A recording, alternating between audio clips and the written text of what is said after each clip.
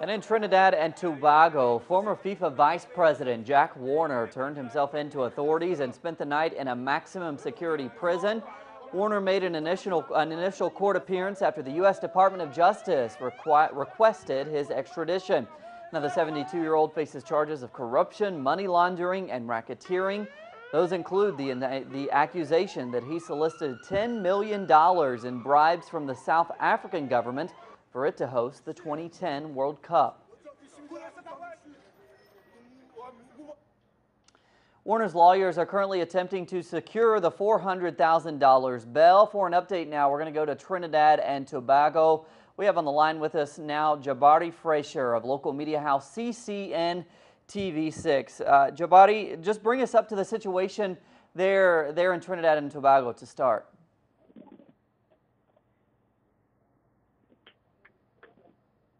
Hello, Jabari. Can you hear me? I can tell you that right now, Mr. Warner is still in the prison here in Port of Spain, Trinidad and Tobago. And as you said, his lawyers are trying to secure bail for him. It's been a long morning so far with all of his supporters outside of the prison. Every time the gate opens, they cheer and scream, trying to see if it is him emerging from the gates of the prison. But up to now, his lawyers have been unable to secure bail for him. And explain for our viewers just who is Jack Warner and what's his importance there in Trinidad and Tobago. Well, as you said, Jack Warner is a former FIFA president. He's a very controversial and a very polarizing political figure here in Trinidad and Tobago.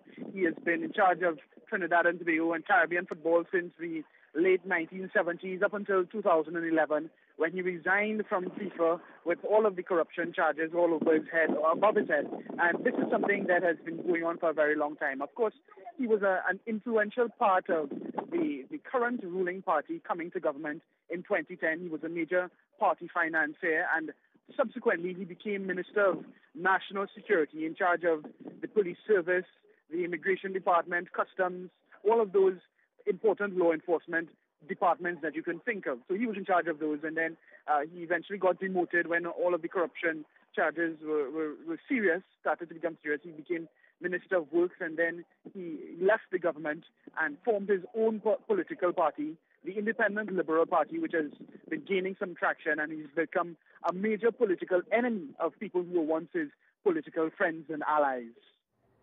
And so giving this very influential role that Jack Warner has there and has had in that country and really in the soccer world, is it a surprise that the Trinidadian authorities have taken this action? Well, Jack Warner, I can tell you, is claiming in the little bit that he said yesterday that it is curious that this has come at a time when FIFA is having its elections, its presidential elections, and Trinidad and Tobago is on the verge of a national election.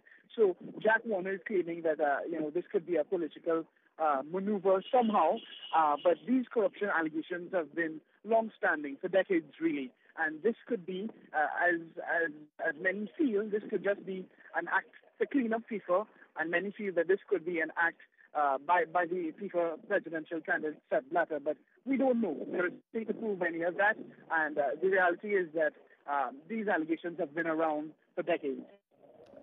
Jabari Fraser joining us from Trinidad and Tobago as we continue to follow the fallout following these massive historic arrests within the FIFA World Governing Body. Thanks so much for joining us.